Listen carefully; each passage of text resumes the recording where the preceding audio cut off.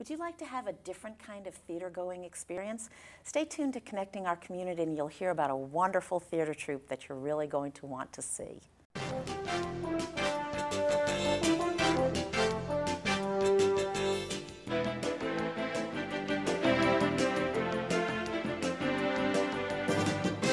Hi, I'm Pat Shoemaker. Welcome to Connecting Our Community. Our guest tonight is Nicolette Stearns. She's the co-founder of ArtStream, and she's also the author of 2 books. So we're going to talk about the books the second half of the show. Fascinating, but for the first half, what is ArtStream? ArtStream is a local nonprofit that was founded in 2005 by 5 women, myself being one of them, and we provide artistic experiences for adults with intellectual differences. So you might be coming to ArtStream to take an acting class or music or self-advocacy, public speaking. We have social clubs, we have original plays that we perform all over Montgomery County and also in Virginia and Arlington, also at George Mason. And then we have day programs that we contract to partners in Montgomery County and beyond, Prince George's County as well, and provide programs for them too. So we really believe in sort of having programs that can help adults with intellectual differences be their best selves, but we do it in a really fun way. Yeah.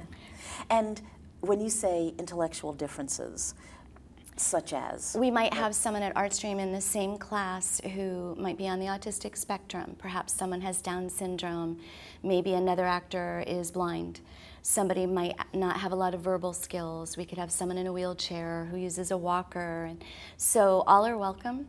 And our philosophy at ArtStream is we meet you where you are and come into our space and we will help you be your best self. And along the way we'll do a little singing and a little dancing and a lot of creating and a lot of friendship.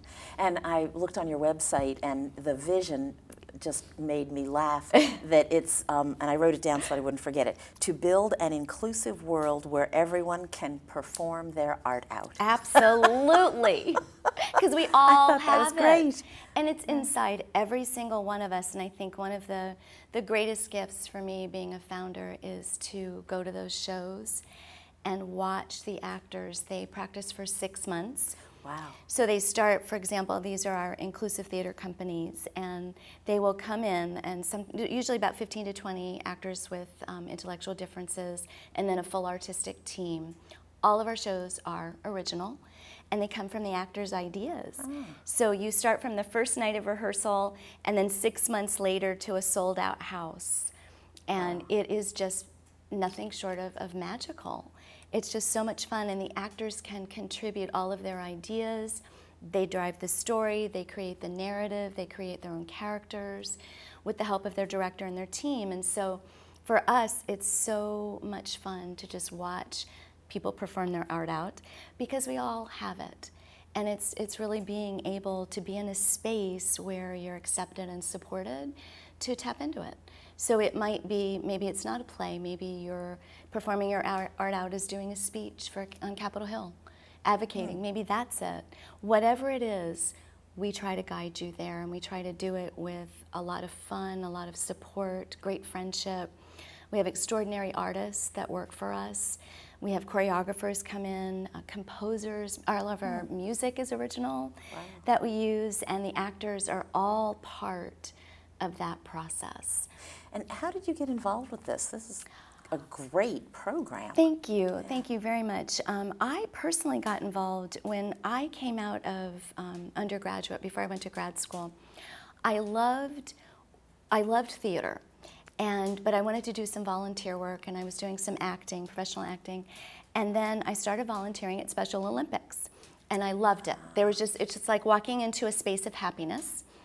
And then I kept thinking, I wonder if you can combine theater, which I also loved, and also was a space of happiness, and something like Special Olympics. So somewhere along the way, I'm so very grateful. I followed my passion, and I had people support me to do that. I connected with these 4 other women who were like-minded. One was like a dance therapist, one worked with puppets, one was in improv, and we all kind of, the 5 of us, found each other and started working together, and then little by little would meet around literally a table and talk and say, okay, it's like 5 artist educators. How can we do this? How do we start a nonprofit? How can we do this work? And that's how it started. So did you ever think at any time, instead of having a nonprofit, maybe trying to get the classes taught at a school, a college, a high school, or anything like that? Or was it always that was the route that you wanted to go, was having a nonprofit organization? It's a great question, because 15 years ago, we were co-founded in 2005. Starting a nonprofit in Montgomery County, the average lifespan for a nonprofit was about 5 years if you were lucky. Yeah. And we were all artist educators, so we came from backgrounds of theater and special ed, but we didn't really have those business skills, so we were very scared to start a nonprofit. But the more we thought about it, the more we thought, that's how you make a vision grow. We trusted each other and decided that we were going to take that leap, that we felt that we would be able to grow this and see it through. And so I'm very grateful that we did. It's not to say it wasn't hard. Yeah. We had fabulous people come in and advise us, and I think we learned a lot about asking for help when you need it, going to folks who are experts in their field to guide you, and to also, though, find people that you trust to work with. And I can't even say how important that was, because we trusted each other to grow this baby called ArtStream that's 15 years old now and serving a lot of people. So. And trust among the people who founded it is one thing, but the question that comes to my mind is, if I had a child, or if I were challenged in any way, whatever, how would I know to trust you? This is a brand new thing. I know. And how did you get people to say, oh sure, here, have my child? Right, I know, I know, it's so true, Pat, I know. And we just went to people that we had all worked with and said, we started this thing, it's called ArtStream, and here's our vision, here's our mission, and little by little, like hospice caring, which is now called Caring Matters, we had a beautiful program with them. And so they welcomed us in. The ARC, CSAC, just these nonprofits that have been around a very, very long time, they took a chance on us. Yeah. And we did our very best, and we talked about that we again had advice on creating a business plan and marketing and going in and being able to connect with folks, but we believed in what we did. And they took a chance on that with us. Yeah. And we're very, very grateful that they did. Yeah. And of the first people, it's 15 years now. It'll be 15 years, yeah, next year. Yeah. So of the people who were the first group of your students, clients? Students, clients, troupe, yeah, actors. Actors. Yeah, yeah. Of that first group, are you still in touch with them? Do they still have connection to the We have a really troupe? low attrition rate. Oh, wow. So they're still with us. They're still singing and dancing. Oh my goodness. Yep. Wow. Yeah, we have a very, very low attrition rate. We are just in such an incredible place that we get to know our folks. We call it the ArtStream family. We're like the mafia, Pat. Once you join, it's like you never leave. But let's say you're like the Hotel California. Yes, yeah, you exactly. You can check in, but you can't check out. Nobody leaves. Yeah. But I think partially it's because you can learn so much. You can take all kinds of different classes. The plays are different every year. So even if it's the same group, we have 2 in Gaithersburg, 2 in Silver Spring, 2 in Arlington, it will always be different. So that's exciting. If you're maybe studying dance for a couple of years, maybe you want to switch now and become a triple threat and add singing to it. Or maybe you want to try directing and design. So we try to continually provide stimulating, exciting, growth-oriented programming for our students. And we keep growing. So we've picked up new students along the way, and the ArtStream family has just expanded. But those folks that started with us have stayed with us. Wow. The other thing that's really exciting for us, 15 years in next year, we have a lot of volunteers that come. And sometimes they're SSL students, the student service learning folks that come from county or parochial or private schools here. And they started with us when they were young. Many of them have become therapists, social workers, psychologists, special ed teachers, speech pathologists, drama therapists, expressive arts therapists. It is extraordinary. I think when we started ArtStream, we had no idea how far it can reach to touch people, and how you never know when someone comes to be a volunteer that, I mean, we certainly don't know. We invite them, like I said, everyone is welcome. We meet them where they are too. So if they're here just to fulfill hours, we're here to show them what we do. Yeah. So really, you chose the proper name, ArtStream, Yeah. because it is a stream that seems to carry people along and just keep flowing. them, in the loop. Is there an age limit? Is there an age range? Usually our programs that are what we would call internal or in-house, it's 18 and up. But we contract to many, many schools, everybody from the Catherine Thomas School. We have programs at the JCC. We'll be partnering with Main Street, Kennedy Krieger. The ages may vary based on the needs of the school or of the partner. But our in-house programs, our internal programming, it's usually 18 and up. But we do have programs like for middle schoolers, again, partnering with other organizations. Yeah. And you try to have intergenerational, you try to have an older with a younger group? Or sometimes, not? sometimes. Yeah. What we try to do is we're really fully inclusive. So some of our mentors might be in their 60s or their 70s. Some of our students are in their 60s or their 70s. Wow. Again, all are welcome. We meet you where you are, so bring it. Yeah. And do you find that, because if somebody hasn't had this experience and maybe is now 60 years old and his or her whole life there has been nothing like it, do you find that those are more challenging or more rewarding than the younger people who start with you, or is there no difference? I think it's just equally joyful. Recently we have, both from the volunteer perspective and from the actor perspective, someone who joined us who's a retired attorney, and he just happens to also be a composer. He joined the team. He works in our cabaret. He's fabulous. Yeah. So here's this person basically in a second career, just coming and bringing this wonderful gift to us. We also have some students who have joined later in life, hadn't really done a lot of theater before. And so, yeah, there is a little bit part of me sometimes that gets very excited. One of our actors likes to call new people at ArtStream the newbies. Even though they're 60 or 70 years old. Yes, new to us. New to you. New to the fam. Yeah, exactly. Well, we actually are at our break, so we will be back to talk about Nicolette's books. They're really nice. And please stay with us to find out more about ArtStream.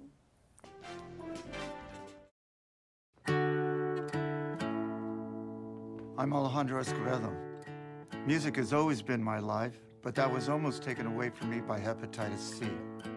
Thankfully, I received treatment and stopped cancer before it started. Yes, cancer. Most people don't know there's a link between certain viruses and cancer. I didn't know, but I do now, and so should you. That's why I've partnered with the Prevent Cancer Foundation. The 3 most common viruses linked to cancer are human papillomavirus, or HPV, hepatitis B, and hepatitis C. Every year, more than 27,000 men and women are diagnosed with a cancer caused by HPV, and up to 65% of all liver cancers are caused by Hep B or C. These cancers are preventable. Getting screened, vaccinated, and treated isn't scary, but cancer is. For more information, visit thinkaboutthelink.org. Together, we can stop cancer before it starts. Hi, welcome back to Connecting Our Community. We're speaking to Nicolette Stearns from ArtStream. And just before we went to the break, we were talking about how ArtStream works and all of that. But it's a nonprofit. How do you stay in business? So, absolutely, great question. We are funded in many different funding sources. So our streams of funding can come from grants. It could be on the local level, it could be on the state level, it could be on the national level. We have donations. So families might donate maybe through a family foundation or individual donors. And then a lot of our programs are tuition reimbursable. So you might come and pay for a class. But that said, we do have scholarships. So if someone comes to ArtStream, an adult with an intellectual difference, and they want to take a class and they can't afford it, no one is turned away. We make sure that if someone wants to be in the ArtStream family, we make it work. Yeah. And how do you pay for the theaters and the sets and the costumes and all of those things? Yes. And your salary, I Yeah, presume. absolutely. So we are, a 501c3, so we are a nonprofit, and we do have a central staff There's not a lot. We have like 5 or 6 people that work in the office that do so much. They work so hard. Everything from, you know, hiring all the teachers and supporting them. We have a fabulous executive director, Halloran Shapiro. We have a director of operations, Doreen. So these are all a producer. We've got Lindsay, who does all of our programming, and Abby. So we've got all of these folks in the office, and then we have, I think it's over 65 independent contractors. Wow. That teach for us. And we do pay our costumers, and we do pay our set designers. These are professionals that come in and work for us. So we do the very best job that we can with the money that we are given. So if somebody wanted to volunteer with ArtStream, maybe I would want to, but I have absolutely no talent. So what would I do? Everyone can perform their art out. Okay. I believe that everyone has talent. Well, for me, you're wrong, but okay. Well, the first thing I would say is visit our website to learn more information about volunteering. It's www.art-stream.org. And you can look at all the different programs, and then they would come in for an interview, and we would talk about the different programs that might be a good fit for them. Some of our programs, for example, our social club, it's less of a performance class. It's a class about learning to be a friend, about happiness, about being your best self, about your community. So we'll do theater games, but it won't be performance, quote unquote, oriented. Yeah. So there may be a space for someone who doesn't want to necessarily be on stage. Although I have to say, Pat, sometimes people come to us and say, I do not want to be on stage, and the next thing you know, they're on stage. They're on stage. So just a fair warning out there. So I think visiting our website is really the best place to start. And then, as I mentioned, we do have many high schoolers that will come for their SSL hours. Yeah. And speaking of learning to perform and to put yourself out there, it leads me right to your book, which you can see I marked. I went through it and found some things. It's called ArtStream for Life. It is. What made you decide to write a book? Well, this book actually grew from our social skills curriculum at ArtStream. We had a wonderful program called Advocacy on the Bay near Salisbury University, so on the Eastern Shore. Mm-hmm. And we did a program there many, many years for adults with intellectual differences, working directly in the classroom and with the teachers. It was very popular, and we got a lot of feedback from both the teachers, the students, and the families that this was really important work, and they wanted to do more of it at home. So the Maryland Developmental Disabilities Council gave us a grant to write this book. And I wrote this book it's really a dedication to all art streamers, past, present, and future, but also to our wonderful teaching artists, particularly Delia and Penny, who did that program on the Eastern Shore. And we wanted it to be a book that teachers, that families, and that students could all use. So that's why it's called a handbook. Yeah. And actually, I was reading it, and I just thought it was great. There are so many adorable ideas in here for just people. It talks about relaxing. The first chapter is called Let's Relax Already. And it tells how to do controlled breathing and meditation to sort of calm down. Yeah. You have a chapter in here about going to do a job interview and what you need. So honestly, I think this is a handbook for anyone under any circumstance. It doesn't have to be challenged in any way. It doesn't have to be a child or an adult. I really found a lot of things. I loved, there was this little page, I don't know if they can get it on the camera. Gratitude doll. Yeah, the gratitude doll. I thought that was so cute. Thank you so much. That comes right out of our, we have a social skills whole curriculum that is really expansive for our social clubs. And that came out of Social Club, and we also partner with the Down Syndrome Network of Montgomery County, DSNMC. And we literally, every November, we do a workshop just on gratitude. And we talk about that a lot at ArtStream. We end most of our classes in gratitude together. So I love that you love that. Yeah. But it's really exciting and empowering for all of us, and I agree with you, all humans, whether they have an intellectual challenge or a disability or not, to just talk about what we're grateful for in our lives, and to talk about things like happiness.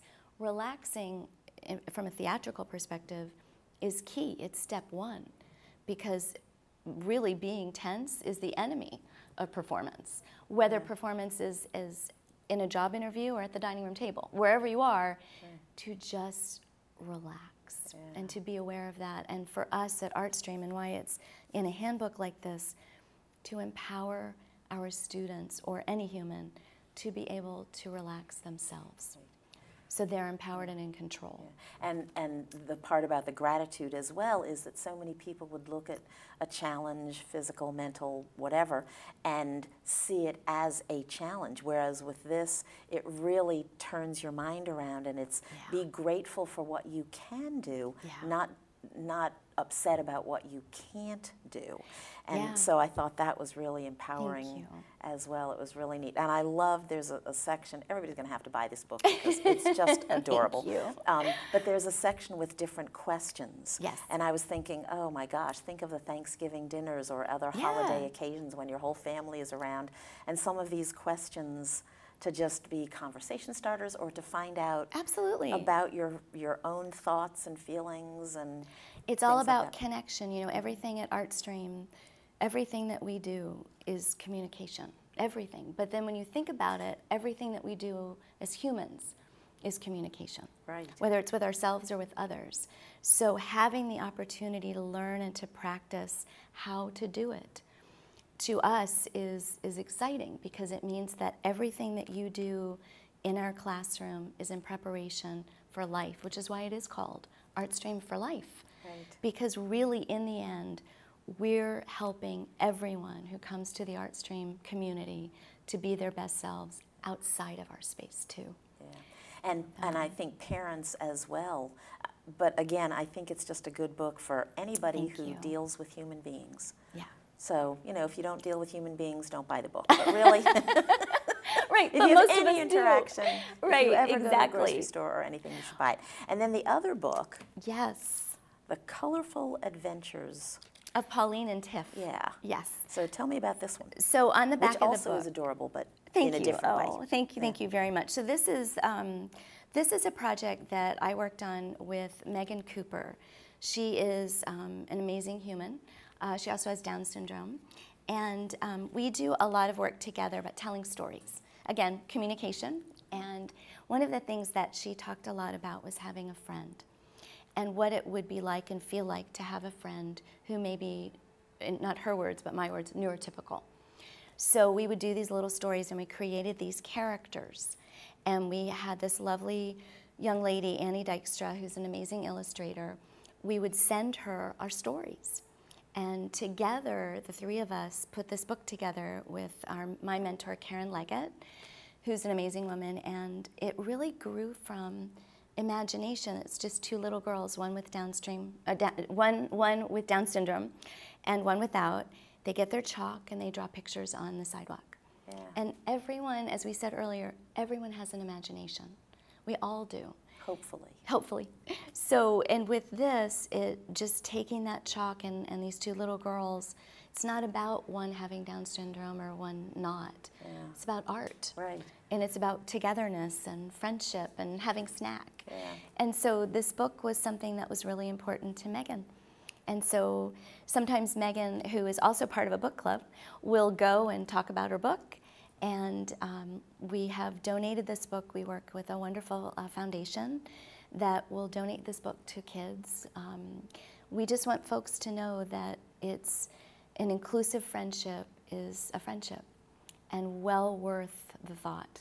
And it's just something we feel like if this is something that's taught young, and that if kids learned young, that having a friend who may not look like you or be like you or come from your background is as amazing, and sometimes even more amazing, than having a friend who's just like you, because it expands our humanity. And so that's how Colorful Adventures was born. That's really cool. And it is such a good lesson, you know, for the person with the disability or the challenge, and for the person without, because I can see, you know, if you're the person with the challenge, I may meet you and think, oh, there's no way you could ever do such and such. And find out that, yes, you can, and you can do something that I can't. I can't sing if you can sing. So I think it's a really great way to introduce children to other children who are like them, as you say, and not like them. Thank you. Just great. I think one of the greatest things about working in the field that I work in is that the arts teach us acceptance and compassion and openness, and we just hold space for that in all of the work that we do, because in the arts there is no judgment. And so I think with both of these books, they're very different books, but it's at the heart of both of them. And I think, and probably for the birth of ArtStream as well, is that it provides opportunities that maybe folks may not get. But we're hoping more and more, the more we're out there, it'll be 15 years for ArtStream, and then of course our book is doing really well. We're hoping that more and more conversations happen about that. Well, unfortunately, this conversation is over. But I hope that people watching will continue the conversation, whether you join ArtStream, whether you buy the book, whatever it takes. It really is an important and worthwhile cause. So thank you for joining us. Thank you for joining us. We hope to see you again on the next episode of Connecting Our Community. You can also go to the Connecting Our Community blog on the mymcmedia.org website.